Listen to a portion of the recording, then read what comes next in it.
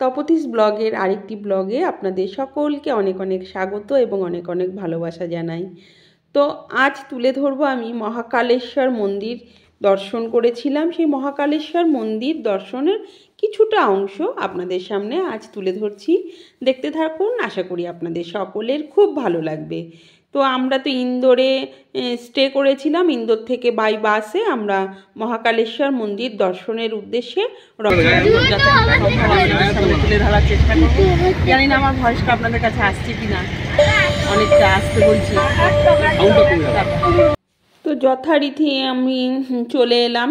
বাস থেকে নেমে আমরা মহাকালেশ্বর মন্দিরের বাবাকে দর্শন করার উদ্দেশ্যে রওনা দিলাম। আমরা 4 নম্বর গেটের ওখানে আমরা নেমেছিলাম। ওখান থেকে হেঁটে হেঁটে মহাকালেশ্বরের ওই যে চূড়াটা দেখা যাচ্ছে, ওইটাই হলো মেন মন্দির। ওখানেই বাবাকে আমরা দর্শন করতে যাব। জুতো বাহিরে জুতো খুলে রাখার অনেক সুব্যবস্থা রয়েছে। আমরা জুতো খুলে প্রবেশ করব ভেতরে। তো চলুন আপনারাও আমার সঙ্গে। এই যে ধীরে ধীরে ভেতরে প্রবেশ করছি। আমরা যে গিয়েছিলাম সকাল 10টার দিকে, লাইন ছিল, কিন্তু লাইনটা কিন্তু ভীষণ কুইকলি, মানে খুব তাড়াতাড়ি লাইনটা এগিয়ে যাচ্ছিল। মহাকালেশ্বর জ্যোতির্লিঙ্গ মন্দির হলো হিন্দু দেবতা শিবের একটি মন্দির। 12টি জ্যোতির্লিঙ্গের মধ্যে অন্যতম। মধ্যপ্রদেশ রাজ্যের উজ্জয়িনীতে এটি অবস্থিত। এখানে জনপ্রতি 250 টাকা দিয়েও কিন্তু ভিআইপি দর্শন পাবেন। ফলে নির্বিঘ্নে আর কি আপনারাও কিন্তু দর্শন করতে পারবেন এবং 30 মিনিটের মধ্যেই কিন্তু আপনারা বেরিয়ে আসতে পারবেন।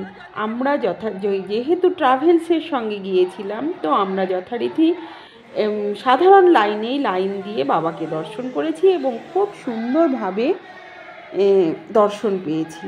এর আরেকটি কথা আপনাদের বলে রাখি, এখানে কিন্তু কমপ্লেক্সের অনুমোদিত কাউন্টার থেকে প্রসাদেরও কিন্তু আপনারা টিকিট গ্রহণ করে প্রসাদ সংগ্রহ করতে পারবেন। তারও কিন্তু সুব্যবস্থা রয়েছে, যেগুলো কোনোটাই আমাদের কিন্তু সম্ভব হয়নি। বারবারই বললাম, আমরা ট্রাভেলসের সঙ্গে গিয়েছিলাম, তো কিন্তু দর্শন কিন্তু খুব ভালো পেয়েছি। বাবার দর্শন খুব ভালোভাবে দর্শন পেয়েছি এবং বাবার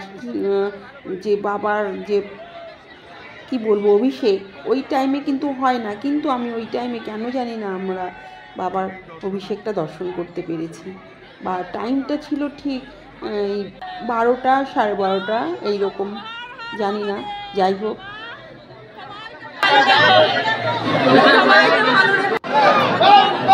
আজ আমি আছি মহাকাল মন্দির, মধ্যপ্রদেশ। সামনে একটু তুলে ধরতে পারছি না, খুবই দুঃখিত। প্রচন্ড ভিড়। তোমরা সম্ভব হলে একবার মহাকালকে দর্শন করে যাবে, মহাকালকে দর্শন করে যাবে। চালিয়ে চলো, কিছু মানে বলতেও পারছি না, এত ভিড়, এতই মহাকাল মন্দির। চলো তোমাদের একটু দর্শন করিয়ে দিই। মন্দিরের অভিষেক অনুষ্ঠানের আধ্যাত্মিক তাৎপর্য কিন্তু অপরিসীম। সোমবার এটি অনুষ্ঠিত হয়। এখানে ভস্য আরতিরও কিন্তু সুব্যবস্থা রয়েছে। ভোর 4টের সময় ভস্য আরতির সময়।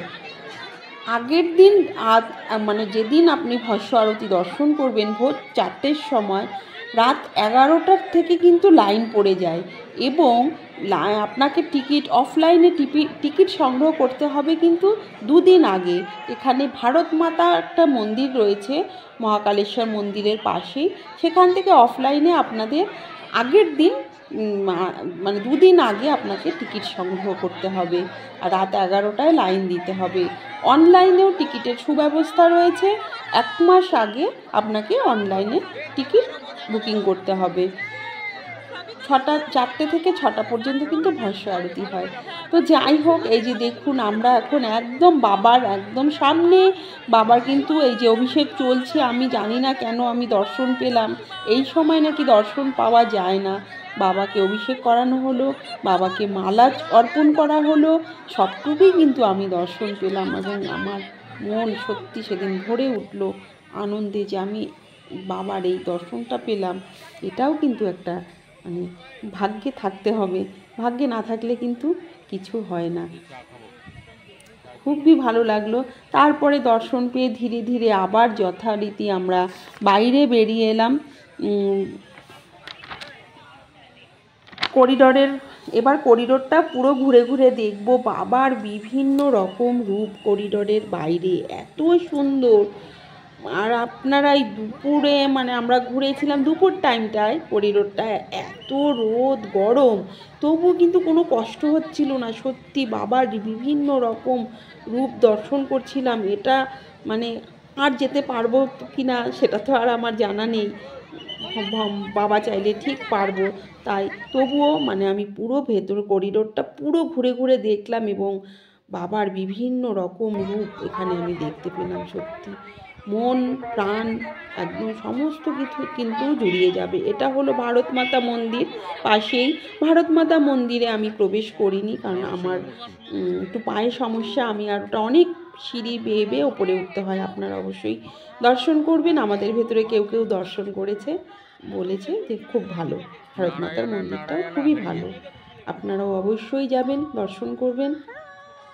সন্ধ্যে 7টা থেকে রাত 8টা পর্যন্ত কিন্তু বাবার সিঙ্গার রূপ দর্শন করতে পারবেন বিনামূল্যে। আপনারা কিন্তু এটাও মনে রাখুন, সন্ধ্যে 7টা থেকে 8টা পর্যন্ত বাবার সিঙ্গার রূপ দর্শন করতে পারবেন।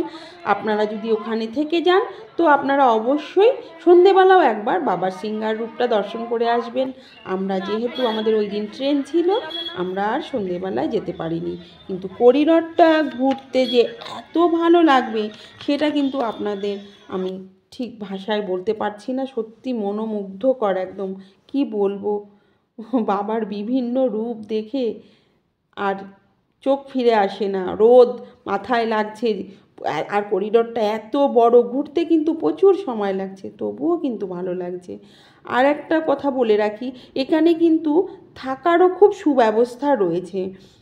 ক্যাম্পাসের ভেতরেই, এই করিডোরের ভেতরেই খুব সুন্দর থাকার ব্যবস্থা রয়েছে। আপনারা এসে এখানেও কিন্তু অনলাইনে রুম বুক করতে পারবেন।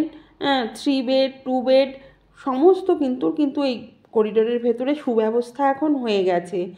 আর আপনারা অবশ্যই এখানে ভেজ একটা রেস্টুরেন্টও আছে, আপনারা ওখানে কিন্তু খাবার দাবারও অবশ্যই পেয়ে যাবেন। তো আগে অনেকের কাছেই শুনেছি এখানে গিয়ে দর্শন পেয়ে বা পুজো দিয়ে, এই যে এখানটায় আপনারা অবশ্যই যোগাযোগ করবেন। অনলাইনে যোগাযোগের সুব্যবস্থা রয়েছে। এখানে থাকা 3 bed 2 bed, AC non AC সব রকম রুম কিন্তু এখানে রয়েছে। আপনারা এসে অবশ্যই, আপনারা যদি চান এখানে করিডোরের ভেতরে থাকবেন, অবশ্যই থাকতে পারবেন। আমরা আগে জানতাম না, এটা হয়তো বা নতুন হয়েছে। তো যাই হোক, আপনাদের একটু আমি তথ্যটি দিয়ে দিলাম, যদি আপনাদের কারোর কোনো কাজে লাগে। তো এবার আমরা ধীরে ধীরে বেরিয়ে যাব। আর একটা কথা বলি, এখানে কিন্তু আপনারা ওই ব্যাটারি চালিত গাড়িরও খুব সুন্দর সুব্যবস্থা আছে।